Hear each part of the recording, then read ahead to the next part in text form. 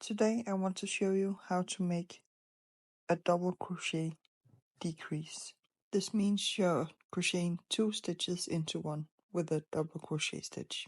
You can also crochet 3 or more stitches together. I'll show you that later in the video. Yarn over and insert your hook in the next stitch. Yarn over and pull yarn through the stitch. Yarn over and pull yarn through 2 loops. Yarn over and insert your hook in the next stitch. Yarn over and pull yarn through the stitch. Yarn over and pull yarn through 2 loops. You now have 3 loops on your hook. Yarn over and pull the yarn through all 3 loops. And that's a double crochet decrease. Now I want to show you how to double crochet 3 stitches together. Yarn over and insert your hook in the next stitch. Yarn over and pull yarn through.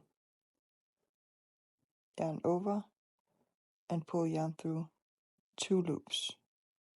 Yarn over and insert your hook in the next stitch. Yarn over and pull yarn through the stitch. Yarn over and pull yarn through 2 loops. This was the double crochet decrease with 2 stitches, or double crochet 2 stitches together, but we want to add a third one. So yarn over and insert your hook in the next stitch. Yarn over and pull the yarn through. Yarn over and pull the yarn through 2 loops.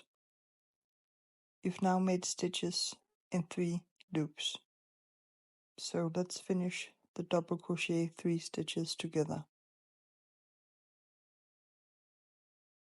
Yarn over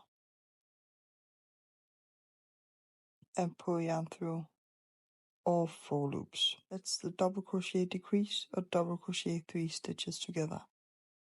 Please like and subscribe for more tutorials and free amigurumi patterns.